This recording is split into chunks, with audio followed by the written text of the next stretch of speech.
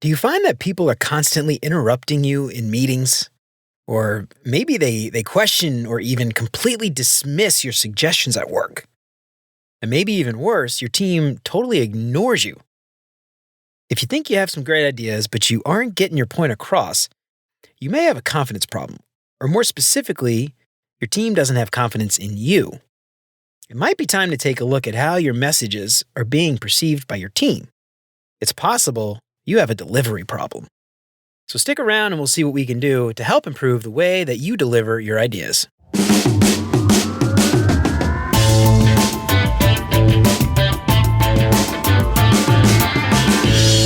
What's up, UX fam? How's your mom and them? Welcome to another episode of Beyond UX Design. I'm Jeremy. If you're new here, welcome to the show. I'm super stoked you're here. If you haven't done it already, please consider liking or subscribing wherever you listen to podcasts. And if you are a regular here and you do feel like you're getting something out of the show, then I would really appreciate you leaving a 5-star review. That'll help me out way more than you can imagine. And of course, if you think the show is worth sharing, then I would love it if you told some friends. A couple of episodes back, I talked about a few key behaviors of great leaders and how these behaviors translate really well to UX professionals in general. One of the behaviors that I discussed was confidence. And after I had a week or so to think about it, what may have been a better way to describe that skill is less about being confident and more about delivering your ideas with confidence. Now, unfortunately, lots of research studies show that humans tend to care a lot less about what someone says, and we focus way more than we probably should on how that message is delivered.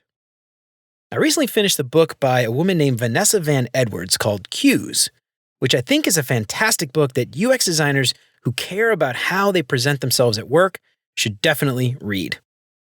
It's all about mastering the hidden things that we project to everybody else around us on a daily basis. And most of the time, we have no idea that we're actually doing it.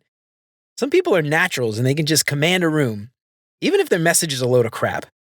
And then sometimes people with really great ideas, really novel ideas, people that can add a ton of value to a team are just completely overlooked. And it's usually because of how they deliver the message and how it's perceived by their team. The thing is that a lot of people just usually think that it's just the case that it's something that they'll never be good at. Public speaking or convincing people of ideas is just something where they just were born to suck. And you'd be surprised how many people out there who you think are naturals have actually had a lot of practice. And some of this they're still working on today. So getting back to this leadership behavior, remember that in his book, Emotional Intelligence 2.0, Bradbury specifically says that leadership is not about personality traits, meaning you might be born an extrovert or an introvert, right? But leadership isn't about whether you were born with one trait over another. Leadership, but more specifically, the skill of delivering your ideas with confidence, is a behavior that you can practice and learn and master over time. Let's start at the beginning. What is happening now that might make us decide that something isn't working and we need to change? Your team might be ignoring you completely. Your team might be talking over you in meetings. They might never let you get a word in. Your team might seem like they're listening, but once you stop, they just completely forget about everything you just said. Your team might be constantly questioning your ideas or shooting them down. Your team might be completely leaving you out of conversations altogether. Or you might just have a bad feeling that nobody respects your opinion. Some of these can be signs that you're giving off silent warnings to your team that they can't trust you, that you don't fully believe these things yourself, or that you just don't know what you're doing, even if you do. So what happens when we actually speak with confidence? The main benefit of delivering your ideas with confidence and commanding respect is that it really just makes your job easier.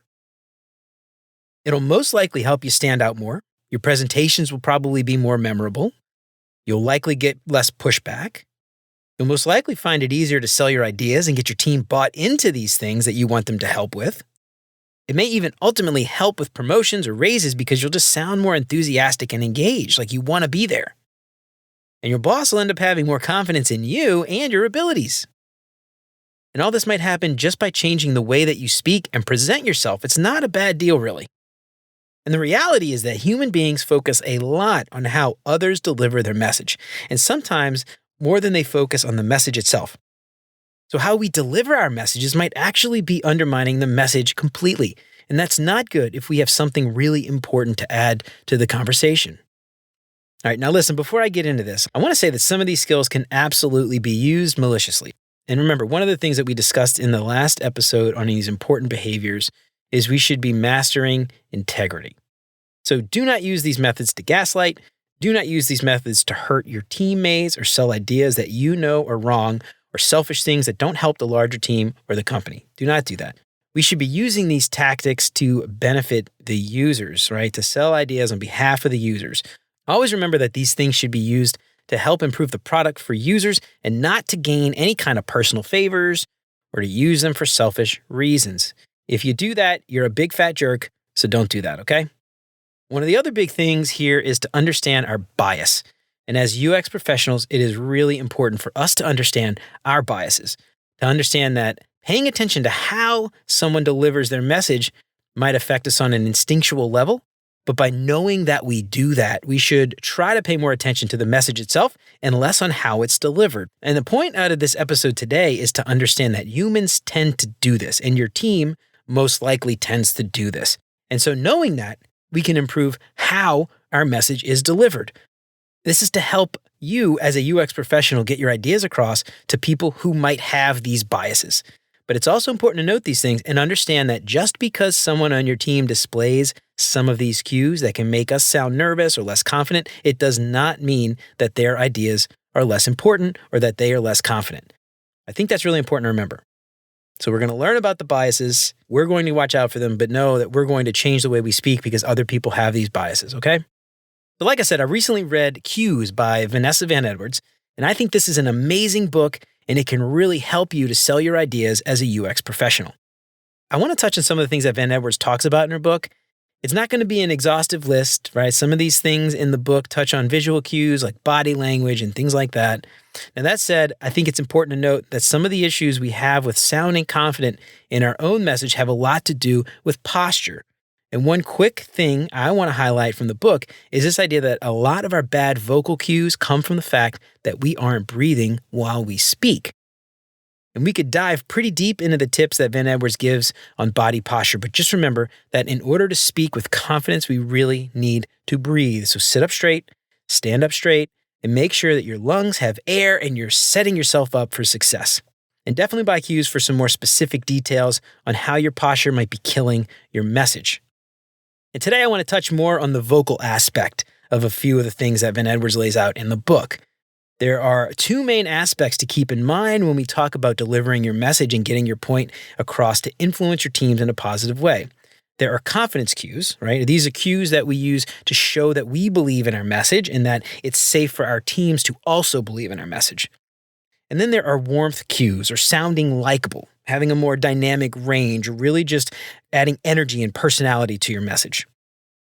If you think about these two things, what we really want is a proper mixture of both. So if you use too many of the confidence cues with no warmth, you come across sort of as an authoritarian or cold. And if you use too many of these warmth cues, you come across maybe as unprofessional. So think about the opposite end of this, where people lack both warmth and confidence. These are people who, they sound monotone, boring, uninspiring. They likely don't have very much influence on the direction their team is taking. These are people you don't want to listen to. When they talk in meetings, you probably fall asleep. So it's important to use them together, right? But make sure you don't overdo it. I think this takes some practice to find the sweet spot, so just play around with it and be aware of that, okay? So let's take a look at Van Edwards' first concept of vocal power. There are 5 main points that help improve or hurt the way that our message is perceived. And this can really affect how our teams might perceive how confident we are in the things that we're saying, right? This is like a nervous pitch. That kind of uptalk when we finish a sentence and a question. Vocal fry, when your voice kind of starts to crack. You might speak kind of lower volume because you're so nervous. And then those filler words, things like, things like that. So nervous pitch. I mentioned before that body posture plays a big part in how we relay our message. And when we hear someone speaking and they sound nervous, we tend to wonder why they're so nervous. Are you lying? Can we trust you? Or maybe we just feel sorry for them. We pity them. Either way, this is killing how our message is perceived. Sounding nervous, right, often comes from the fact that when we get nervous, we tend to try to instinctually take up less space. kind of makes sense, right? We're nervous. We don't want people to see us. So we try to sort of hide and camouflage ourselves. And obviously, when we're in a meeting, this doesn't do anything but make it so that we have a harder time breathing, which in turn makes us sound nervous. So when we do this, our pitch tends to go up. We don't breathe, which causes a lot of the problems that we talk about in a minute, like vocal fry, speeding up, or speaking at a low volume. So to set us up for success, try lowering your shoulders, try to maximize the distance between your ears and your shoulders, straighten your back as much as you can, try to take up a little more space without looking silly, obviously. The next is uptalk, and this next one, uptalk, seems to be more and more common these days. I've noticed it quite a bit. It's also sometimes called HRT or high rise terminal. This is when you end your statement of fact with the rise in pitch, sort of like we do when we ask a question. Think like a Valley Girl or Californian or something. I think this kind of makes you sound like you're from California. It's like when you sound like you're questioning everything. Hello, everyone. Thanks for joining me today. I think we can go and get started now. I wanted to talk to you today about a really important UX decision that we made. I think you're really going to love it. This one kills your message because subconsciously, people are saying, wait, if they're questioning themselves, why would I trust what they have to say? One way to stop this is to be more intentional when you speak in meetings or during presentations. Practice your presentations beforehand, record yourself, listen back to what you're saying and see if you're doing it. And if you find that people are questioning you quite a bit in meetings, this vocal tic could have something to do with it. The vocal fry was a term that I had never heard before reading cues, but it's something I've seen quite a bit at work, and it's just in conversations with people in general, really. This is when people's voice tends to start cracking or creaking. They sort of sound raspy. They call it fry because it sounds sort of like bacon frying in a pan, I guess. And again, this tends to happen when we stop breathing. It often happens at the end of a really long sentence. We get nervous. We forget to breathe. We're probably already in a weird posture that isn't helping the situation, and we eventually run out of breath before we're done talking, which causes that weird creaking sound. I'm going to try to do an example based on Van Edwards' book, and what's really cool is if you buy the book, you get access to a bunch of this bonus material. You can actually watch some YouTube videos where she demos some of this stuff. So it goes something like this. I'm going to have a really long run-on sentence. I'm going to eventually run out of breath, and then my voice is going to start creaking, and I'm going to start... I actually can't do it. I don't think I do this very well. But vocal fry tends to happen when we raise our pitch. And remember that when we get nervous, our pitch tends to increase. So as we get more nervous, we're more likely to raise our pitch, sound squeaky, and this leads to the fry effect. This vocal cue tends to make us sound timid, and it adds to us sounding nervous and unsure about the message that we're delivering. And this sound can also be like nails on a chalkboard to a lot of people. So when they hear this sound, they just shut down and they ignore what you're saying completely. So a few things that we can do to try to avoid the vocal fry, according to Van Edwards, is just speak in shorter sentences. Don't use run-on sentences as much. Don't go too fast. Try to slow down. Take more breaths. Pause more often. Try to speak up. Decrease your pitch. And when we speak up, we tend to require more breath, which causes us to breathe more, which keeps the fry effect from happening. So volume control. Controlling your volume isn't all about speaking louder. Being louder isn't the goal. Perhaps sometimes raising our volume is important, but the key here is control. Knowing when to raise your volume, knowing when to limit the volume, and knowing when to change it for effect. So good communicators do tend to speak louder, but they aren't yelling. They especially aren't yelling over people. According to research in the book, liars tend to drop their volume slightly when they're lying, and according to Van Edwards, humans are really in tune with this trust cue. So we tend to not trust people as much when they drop their volume mid-conversation. So again here, posture is important. Sit up straight. Take deep breaths. Plant your feet on the ground. Tilt your head up slightly, clear your throat if you have to. This will also help get rid of that vocal fry. And again, remember, it's not about being loud. It's about controlling when you get loud. When you want to let people in on a secret or share some insider info, maybe you want to be a little bit quieter. And when you get passionate or excited, personally, I think it's okay to get a little bit louder to show how excited or passionate you are about this topic. And when you agree with someone, you want to encourage them, get a little bit louder to show that you're on their side. And the last one is something I see maybe more than any other one, filler words. Like, all these things I hear people do constantly at work, outside of work, it's everywhere. And we tend to use these words for various reasons, but ultimately, these filler words really tend to destroy our credibility. One of the studies from the book found that speakers who used filler words tended to be seen as less prepared and less competent. And one study from the book was really interesting and definitely eye-opening for me. The study asked participants to listen to two speeches, one with no filler words but filled with a bunch of fake facts and figures, totally untrue. Then the other speech was a bunch of filler words but real facts and real figures. 57% of participants thought that the speech with no fillers was given by somebody who was well educated, even though the facts were completely made up. And only 36% of the participants thought that the person using the filler words was well educated. 36%. That's a huge difference based completely on the use of filler words. And we tend to use filler words to either stall for time between thoughts or to keep talking so that people don't think that we're done and then interrupt us. And the last one is a big reason we also tend to speak faster. We don't want people to interrupt us, so we speak faster. We use more run-on sentences. We take fewer breaths. And of course, this leads to all the same issues that we've already talked about. It really all comes down to taking our time and making sure that we breathe. And here's a funny story. Back in high school, I had an English teacher who would give us presentations from time to time. And she would deduct a full point from your grade for every filler word that you used. And she would also use this little taboo buzzer to buzz every time we said one of the filler words. Taboo, a little buzzer. You can imagine how many 17-year-old high school kids were buzzed during the presentations. And yes, I am still 100% guilty of using filler words. And I'm just lucky that I can use the magic of post-production to cut out all the filler words that I use in this podcast. But rest assured, I still do this too, even though I know it's killing my message. But we can at least try to cut out some of these filler words from our vocabulary. And Ben Edwards suggests speaking slower, taking more pauses, slowing down and give us more time to think about the thing that we're about to say. And when we know what we're going to say next, we're less likely to use the filler words. And whenever we feel like we're about to say like or just take a pause. Just a split second, but just enough for us to catch ourselves and not say the word. Pausing also gives us a chance to take a quick breath, which, as you probably know by now, is super important. And Ben Edwards also has this thing she calls a power pause. And I just did it, if you didn't catch it, but I did a slight pause in the middle of my sentence. Notice the difference. Ben Edwards also has this thing she calls a power pause, versus Ben Edwards also has this thing she calls the power pause. The pause in the middle of the sentence, it kind of puts you on the edge of your seat, waiting to hear more. You could pause at the end of the sentence, but this might give somebody the impression that you're done talking. And if you have trouble with people interrupting you, this could give them that space to jump in.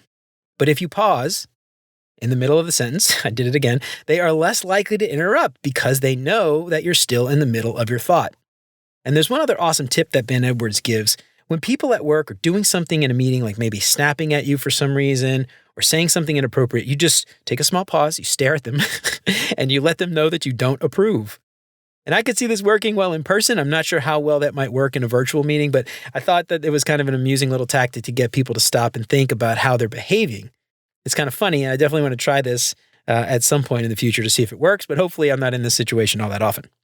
Let's talk about vocal likability. Now, remember, the goal here is to use the confidence or the power factor and combine it with the warmth factor. I think of these next ones, that what Ben Edwards calls likability, to be more about relationship building than anything else. And these are things that you can use in presentations or meetings, but these are also tips to use in just one-off conversations and maybe less informal environments. But I think that these are also completely valuable at work too.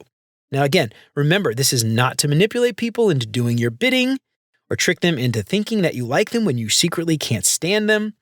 But the way that I see these working is just to help build that friendly rapport quicker than you would if you just didn't do these things at all.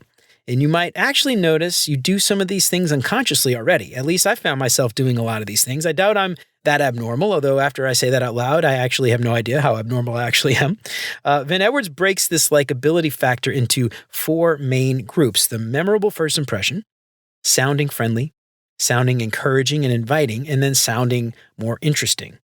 And these things together help build warmth and that likable factor that just makes somebody our team wants to go to, not only for important conversations, but just someone they might want to sit with during lunch or grab a coffee with or whatever. So memorable first impression.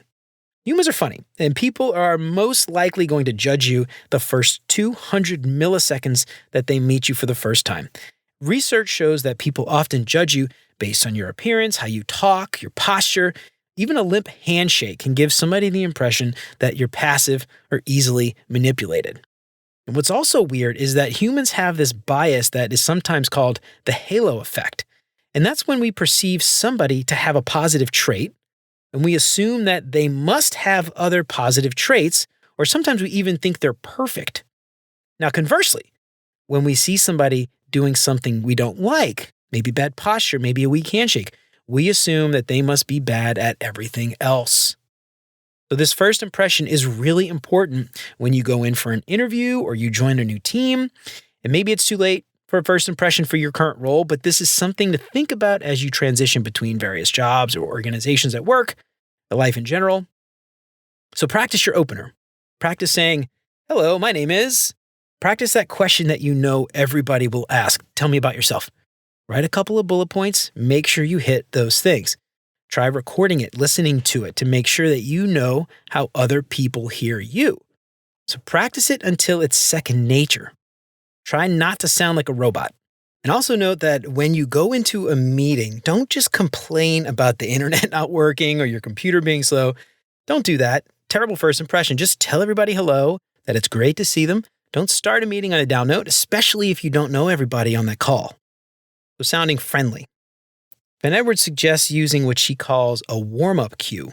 And these are small phrases that you can have ready to use in a conversation to show people that you're warm and you want them to open up. These are really simple. Some of them you might already be using. Things like, "Hey, so glad you called."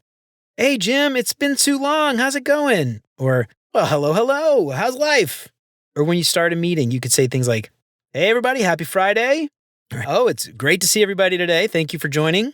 Or, "Hey, everybody, how was your weekend?" A lot of us are remote first and virtual first these days. So the sound of our voice is one of the best indicators that we have to show our team that we are warm and inviting.